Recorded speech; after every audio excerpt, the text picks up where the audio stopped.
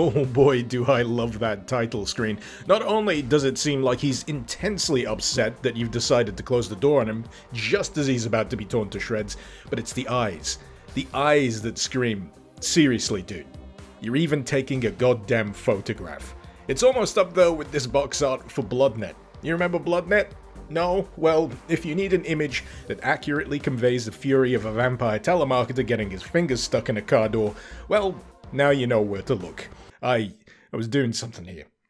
Ah yes, the intro. Hey there, this is Mr. Icarus, and welcome to yet another edition of Doom Mod Madness. This time round, we're taking a peek at Project Osiris, or its more familiar name, Alien Breed 3D. Now, initially, Alien Breed 3D was actually developed by Team 17 for the Commodore Amiga, making appearances on the A1200, 4000, and CD32 respectively. Despite the obvious accolade of being yet another Doom clone to add to the pile, Alien Breed 3D boasted cutting-edge for 95 features such as not just platforms, but even entire floors existing above others. I know, right? Lofty heights that even the Doom engine of the day was just plain incapable of. Fast forward to today, where through advanced technological advancements and the courage of intrepid modders, we are now able to enjoy Alien Breed 3D via the GZ Doom source port. It may surprise you to learn that I've never actually had any experience with the original version of this game. For one, I never owned an Amiga.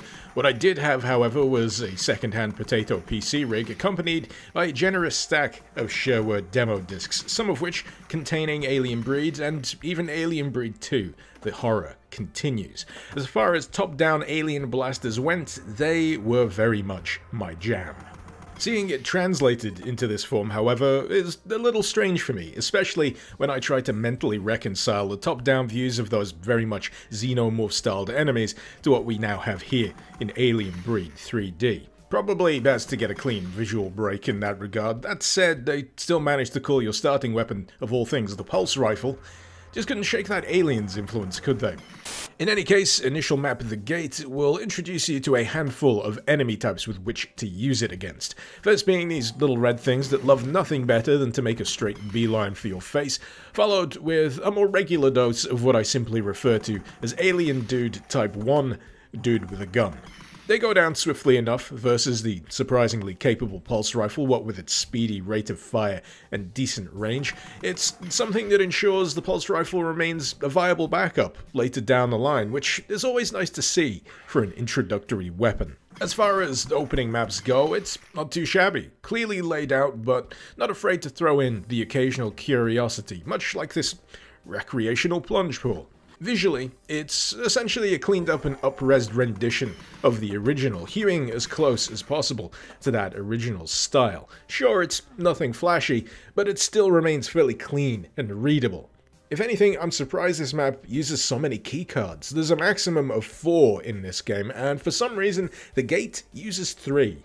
The next few levels proceed with the introduction. Storage bay nets you the double-barrel shotgun. Yep. No screwing around here, straight to the boomstick for this fella. Wipes the floor with breedlings and Type 1s, takes a few more for the plasma gunner, which is introduced here too, and even more than that when it comes to what a lot of people may understandably refer to as maybe a Kako ripoff. You gotta remember though, the Kako itself was a riff on the D&D Beholder, which this, visually at least, is actually closer to, but if you want the real pro take on this enemy, tell me it does not remind you of Mr. Bubs. Oh, by the way, you can get the grenade launcher in this map. Yeah, the grenade launcher. In the second map. No secret hunting required, just sat there right out in the open before you hit the last encounter. Naturally, it cleans house when you're firing into more enclosed rooms and spaces, though if you're after splash damage, truth is it's kinda pitiful on this thing. It takes 3 clean shots for it to down a Bubs, but if you fancy saving your grenades for later, the shotty can do it in 4. Sewer network lands you where else but knee-deep in Brown Town. I don't know what it is about these situations, but they always manage to remind me of— No! I refuse to be associated with more sewers than is absolutely necessary. Good day, sir! But I was just— I said good day, sir! Anyway, if you're amenable to the idea of free diving for infectious diseases, you can actually find the plasma gun right at the start of this level. Honestly, it's concerning how fast this game romps through the weapon roster. Just to put this into perspective, we're 3 levels in, and we have, what? 4 out of its 5 weapons. No breaks. No breaks on this one. Also, yes, before anyone mentions it, I know the knife technically makes it 6, but look. Just look at this thing.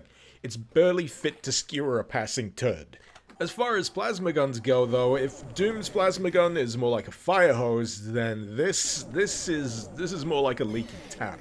It's kinda disappointing to fire. I mean, it's a-okay against lower-tiered alien dude-type enemies, but as soon as you turn it against something like a Bubs, you'll discover that the projectile-based nature of this weapon means that it's occasionally a little tricksy to land a shot on target. Doubly so if you're dealing with a level featuring lots of headroom, because if you hadn't already noticed, the Bubs likes to bob. On top of that, it actually takes a fair degree of direct hits to even bring one down, so honestly, you'd have a better time with a shotgun. Just make sure you're close enough when you use it, because boy does this have pitiful range. Level-wise, it's pretty straightforward, not a lot of opportunity to get lost, just a lot of wading through poop water and what feels like a final fuck you of a dunk on the way to the exits, so yeah. Nice knowing you, Sewer Network. I hope to never think of you again. Things mostly settle into a rhythm for the next few maps. The Courtyard gets a little outdoorsy, having you hunt down a full complement of keycards while getting slightly convoluted in the process. System Purge, however, goes the complete opposite direction and gets downright cozy, what with its mood-lit computer maze, and what I have to point out as a really decent rendition of what looks like a heavy-duty safe. Neat. After 2 hours of desperate computer hacking, we finally gain entrance to the mines. I'd say this one is mostly memorable for introducing you to what I like to call the Sluggernaut. It's basically a mancubus. It's basically a mancubus, but it's very, very happy to see you. And much like the mancubus, yes, you want to stay very far away from those projectiles. Very tanky enemy, essentially a slithering roadblock. It takes about 9 shotgun blasts to take down, or if you can spare them, around 6 grenades. As for distinguishing features of the level itself, it's got a pit, it's got some relatively dank caves. Oh, and this room at the end, full of nothing but bubs and fuck you. The furnace! You have now seen the most interesting part of the furnace. Coming in at map number 8, we have Test Arena Gamma. So if we're following the Doom template here, and let's face it, we very much are, this is where we get our first big boss encounter. That said, you'll have to work for it. Primarily a regular level, seeing you crisscross around that tantalizing central chamber, flipping switches, collecting keys, and of course, shooting multiple things in the face. Eventually, you'll find yourself at the climactic encounter, busy work complete, the central chamber itself lowering ominously to reveal... Oh, bless, would you look at that? It's adorable! It's like Ed 209 had a fling with Thiefbot. Mild derpiness aside, this thing boasts a laser blaster, a top-mounted grenade launcher, and a fair hefty pool of health. Judging by some of the rocket ammo laying around here, you could probably take it down faster by tracking down whatever secret the launcher itself is hidden within, but for the most part, you'll do a fine job plugging away with your grenades, using the cover that's available, and, of course, being careful enough to dodge any grenades sent your way. If, after bringing down the boss, you still find yourself pining for the rocket launcher, fear not. It is much more easily attainable during the next map, Surface Zone. Found at the back of this section, you'll discover it makes much shorter work of heftier enemies, such as Sluggernauts and Bubses alike. The more open-air layout of this map allows for a bit of experimentation when it comes to flinging said rockets about, before ultimately plunging you into a much more claustrophobic final section where, understandably, you'd probably want to switch to less volatile weaponry. Having dealt with that, you'll find yourself handily led onwards to Training Area. This one does a much better job with flame jets than the furnace ever did. There's certainly one aspect that sticks in the mind, and has a neat multi-floor layout to it that leads back to previously visited areas. Oh hey, editing Icarus here. Just realizing that past Icarus was full of shit when saying this level had a neat multi-floor layout. He was actually referring to the furnace. Don't know where he got his wires crossed, but that makes two interesting aspects of that particular level.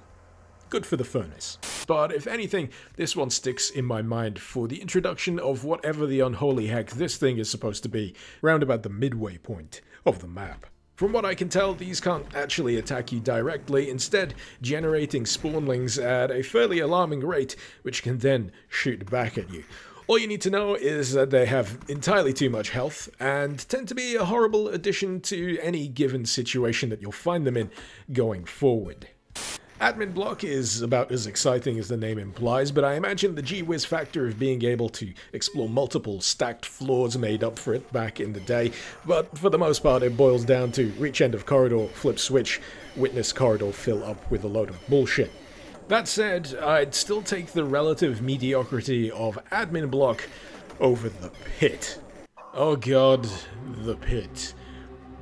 Just a towering monument to hatred. I mean, at first, it's not entirely clear how awful a time you're gonna have with the pit. You've got a single stairway spiraling down around the outer edge of the eponymous location itself, and it starts off at first packed with trash-tier enemies. And for lack of a better thing to do, I started blasting. Bang! Bang! Thing is, this level is designed to just drain you of your ammo supply, and it's something you'll just not be aware of at first, and as a result you may be, I don't know, inclined to have some fun. By the time you reach the lower stretch of the staircase, however, you'll note that the enemies get a bit tougher, a bit more numerous. The ammo that you so gleefully expended taking care of the trash further back, now feeling like it could have served much better usage here. Regardless, you'll reach the bottom. You may even let out a sigh of relief, but then you'll pick up the key and realize that this is not the key for the door at the bottom. This is the key for the door at the top. Now mercifully, there is a teleporter shortcut here, not so subtly hidden behind a wall, but that does not excuse the pit from making you do the descent all over again, and to add insult to injury, spawning additional enemies for you to deal with on the return trip. But this is just all preamble to the main event. You've fought down this goddamn staircase twice. Your supply is once more in the red. Your health probably isn't looking too great either, so you stagger through the door to the central pit, only to find a wall sliding back to reveal what else but three of these spawnling spewing sacks of shit. So yeah, this just turns into a spawnling apocalypse, and all you can do is attempt to fend them off while the lift on the opposite side slowly descends. It's a nightmare. It is a living nightmare, and one that was only exacerbated by the fact that I died just as I managed to get myself on the lift. And guess who forgot to save? This idiot! Oh, happy thoughts, happy thoughts. Anyway, I fought through it. I did it again. And guess what? Died in the exact same manner. So, yeah, fuck that. Wetting a finger and holding it aloft, I find that there is indeed a sluggish current of air from the black passage ahead. But the labyrinth of caves also echoes with the cries of the enemy. I briefly consider returning to the pit and trying to find a different way, but shudder and dismiss the idea immediately. Good for you. Good for you. Strata feels very much like an apology for having had me play through the pit. I dare say it's downright enjoyable. A multi-route labyrinth contains a neat setup for some decent encounters with some nice freedom of approach. Flipping the requisite switches will see you emerging into an outdoor storage area where you'll find yourself skirmishing between the stacks, evading Sluggernaut fire, and ultimately finding all of the keys required to unlock the exit. All in all, a much appreciated palate cleanser. Reactor Core gets immediate minus points for having one of these sons of bitches right behind you at the start spawn, but structure-wise, it reminds me more of Test Arena Gamma more than anything else. Well, obviously minus the boss battle. Still, you'll find yourself crisscrossing around a central chamber in search of switches and keys, raising platforms, and generally admiring the fashion in which this level gets you between all of these varied sections without ever really making you feel all that lost. After that, you'll make your escape to penultimate map, Cooling Tower. The flame jets make a return during the course of this map, accentuated somewhat by the continuous shaking of the level, reminding you that, according to the flavor text, everything here is very much set to go kablooey. Because, let's face it, if you can't nuke a site from orbit, causing a meltdown is the next best thing. You know, just to be sure. Fucking A. Befitting of its placement amongst the maps, this one has its fair share of hefty encounters, tricksy combinations of enemies nestled within troublesome room layouts. For the most part, fairly satisfying to fight through.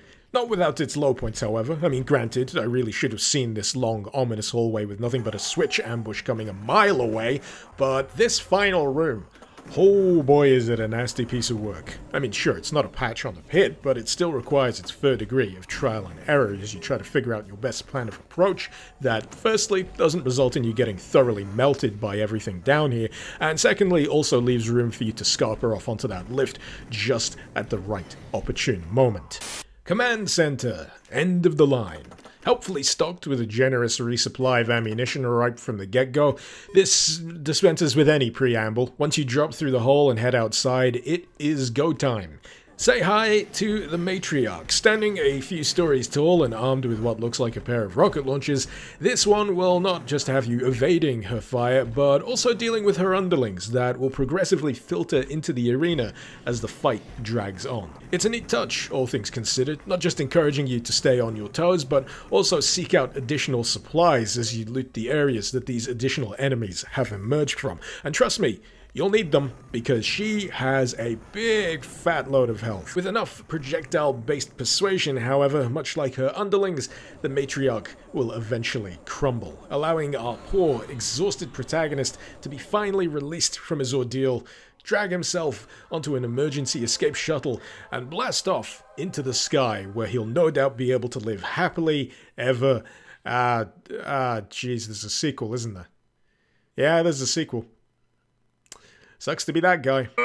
All things considered, I'd say I had a very okay time with Project Osiris. It's an admirable remake / reimagining of Alien Breed 3D for Doom, but it still feels very much like a product of its time. That said, I can still very much respect the intent here, essentially providing a neat way for people who may not have otherwise been able to experience Alien Breed 3D, be it through lack of access to an Amiga or lack of ability to effectively emulate it. There's also something nice about the idea of just getting back to basics, reminding yourself that this is how it used to be done, warts and all. And for me personally, it's good in re-establishing some kind of baseline, one that helps me more appreciate all of the advances that have come since. Because I don't know about you, in a sea of bombastic, ridiculously well-designed mods, it's easy to get lost in the noise. But in any case, if you've got a few hours to spare and you fancy giving Project Osiris a whirl for yourself, you'll find the link, as usual, in the description below. Hopefully you've enjoyed this video. Feel free to let me know what you thought in the comments, and feel free to suggest any mods you'd like to see me cover further down the line. This has been Mr. Icarus. Thank you very much for watching. Icarus out.